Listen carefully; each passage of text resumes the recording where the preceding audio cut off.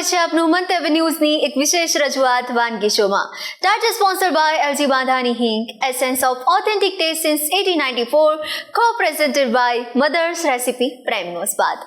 દર્શક મિત્રો, આપણે આજે વાનગીના રસોડે ચોકલેટ ડે સેલિબ્રેટ કરી રહ્યા છે.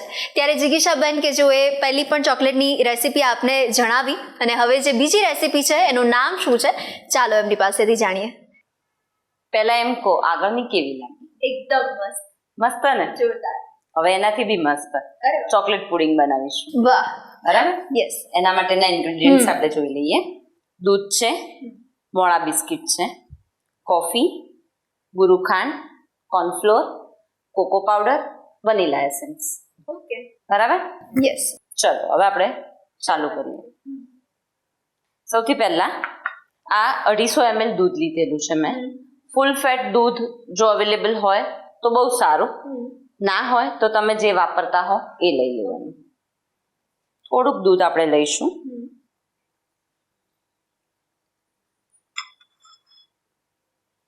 અને બાકીનું દૂધ જે છે એને આપણે ગરમ કરવા મૂકીશું.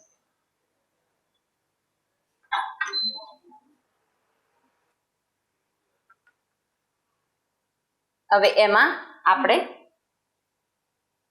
2 ટીસ્પૂન કોર્નફ્લોર લીધો છે, એ ઉમેરી દઈશું.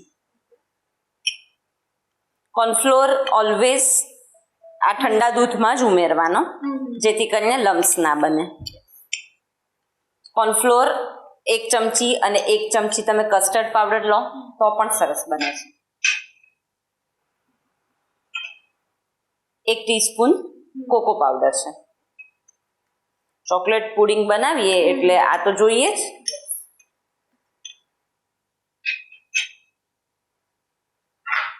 આને બરાબર મિક્સ કરી લેવાનું છે.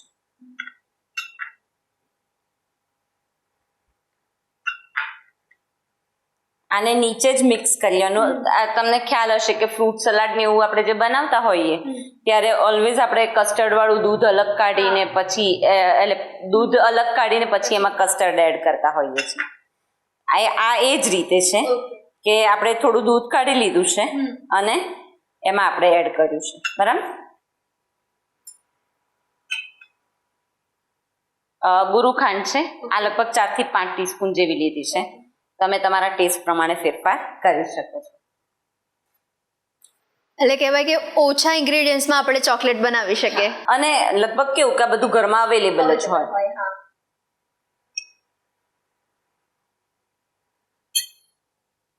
એટલે જિગીશાબેન કોઈ કોલેજથી આવ્યા હોય ને પછી કંટાળ્યા હોય કે તો નવરાશની પળોમાં પણ આપણે ચોકલેટ બનાવી શકીએ. એવું થાય કે શું કરવું, તો આ જવાબ મળી રહે. અને બીજી વસ્તુ કહું, તમને ખબર છે કે સાંજે ગેસ્ટ આવવાના છે, તો તમે આવું કંઈક બનાવીને મૂકી રાખો, ફ્રીજમાં સરસ ઠંડુ થઈ જાય. કારણ કે બહુ જ બધી વસ્તુઓ બનાવવાની હોય ત્યારે એમ થાય કે થોડું અગાઉથી બનાવીને મૂકી રાખ્યું હોય તો ચિંતા નહીં. એટલે એવું કહી શકાય કે આપણે મુખવાસની જગ્યાએ ચોકલેટ આપે ને તો એ દોડી જાય. સરસ મિક્સ કરી લેવાનું. તમે જોઈ શકો છો એમાં થોડું એ થીક થવા માંડ્યું છે. આમાં લમ્સ ના રહે એ ખાસ જોવાનું છે. દૂધનો ઉભરો આવવા માંડ્યો છે. બરાબર? થોડું ધીમું કરી દઈએ આપણે. આમાં આપણે ગુરુખાંડ આમાં જ લઈ લીધી છે એટલે આમાં દૂધમાં ઉમેરવાની જરૂર નથી. તમને સ્વીટનર ઉમેરવું હોય, ડાયાબિટીક પેશન્ટ હોય કોઈ, સ્વીટનર ઉમેરવું હોય તો એ આમાં ઉમેરવું પડે. એને આપણે ધીરે ધીરે એડ કરી દઈશું.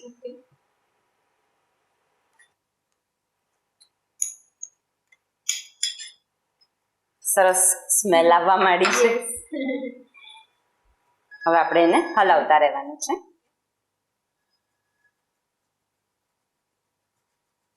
તો જિગીશાબેન, ચોકલેટ પુડિંગની સાથે આઈસ્ક્રીમ પણ જો મળી જાય ને તો પડી જાય. બિલકુલ. ઘણા એવી રીતે સર્વ કરતા હોય છે. આપણે યુઝ્યુઅલી બ્રાઉની સાથે આઈસ્ક્રીમ સર્વ કરતા હોઈએ, પણ આવી રીતે પુડિંગમાં બી ઉપર તમે ટોપ કરી દો તો મજા પડી જાય. ડિઝર્ટ છે ને, તમે 7 કોર્સ મેનુ લેતા હો તો ડિઝર્ટ એ જાણે હવે જરૂરી જ થઈ ગયું છે. સરસ થિકનેસ આવવા માંડી છે. થોડું ધીમું કરી દઈશું. આપણે નીચે જ ઓગાળ્યું હતું કોર્નફ્લોર એટલે બિલકુલ આમાં તમે લમ્સ દેખાશે નહીં. હવે આમાં આપણે 1 ટીસ્પૂન જેટલું વેનીલા એસેન્સ એડ કરીએ છીએ.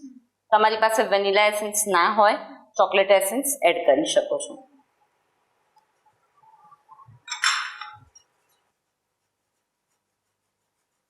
આની થિકનેસ ચેક કરવા માટેનું એક આઈડિયા છે, હું બતાવું તમને. આ 1 સ્પૂન લેવાની, એમાં લેવાનું, સ્પૂનને આખી એમાં કવર કરી લેવાની, પછી તમે જોવાનું પાછળનું આખું બધું કવર થઈ ગયું છે અને આ ડ્રોપિંગ કન્સિસ્ટન્સી આવી ગઈ છે, એટલે આપણું પુડિંગ માટેનું આ રેડી છે. એટલે ઘણાને એ જ ક્વેશ્ચન હોય કે ચેક કેમનું કરવું, ખબર કેમ નહીં પડે. કોર્નફ્લોર છે, કોકો પાવડર છે, આ બધું જ આપણને ઘરમાં અવેલેબલ હોય જ, અને નાના બાળકવાળું ઘર હોય ને તો બિસ્કિટ પણ હોય જ. હવે તમે આને થોડુંક રૂમ ટેમ્પરેચર પર આવે ત્યાં સુધીમાં આગળની પ્રોસેસ કરીએ છીએ. આ 1 ટીસ્પૂન જેટલી કોફી પાવડર મેં લીધો છે, એમાં થોડુંક પાણી એડ કરીશું આપણે.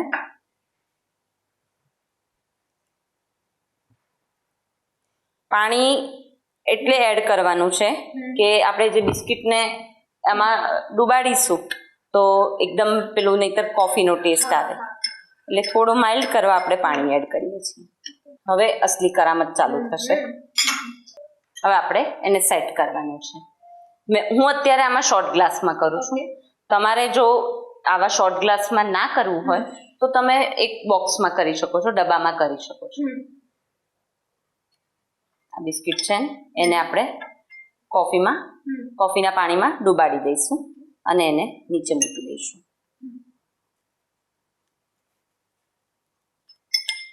એક બેઝ જે બનવો જોઈએ એ સરસ બની જશે. આ 1 ગ્લાસમાં આપણે મૂક્યું, હવે બીજા ગ્લાસ રેડી કરીશું.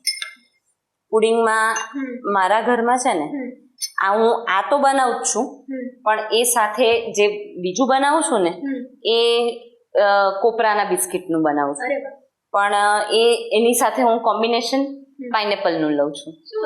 એટલે તમને ખ્યાલ હોય તો પેલું પીના કોલાડા ડ્રિંક જે બનતું હોય ને એવો ટેસ્ટ આવે.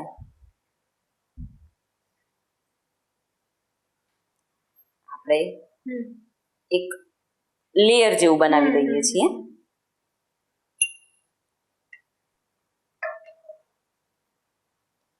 જોતા તો મસ્ત જ લાગે પણ સ્વાદમાં પણ મસ્ત લાગે. તમે જે થિકનેસની વાત કરી એ આપણે અત્યારે કરી રહ્યા છે ને લેયર, ત્યારે આપણે જોઈ શકીએ. યસ, જો થોડુંક બી ઢીલું હોય ને તો આમ લસરી પડશે અંદર, એવું થશે. આ રીતે થોડું ટેપ કરી લેવાનું. વચ્ચે ક્રંચ માટે આપણે વ્હાઈટ ચોકલેટના છે એ મૂકીશું. બહુ જ જલ્દી બની જાય છે અને લગભગ બધું ઘરમાંથી જ મળી રહે, એટલે બનાવવાની આળસ પણ ના આવે. હવે પ્રેમની સિઝન છે, સ્ટ્રોબેરી અવેલેબલ છે, તો પછી એનો જ ઉપયોગ ના કરીએ.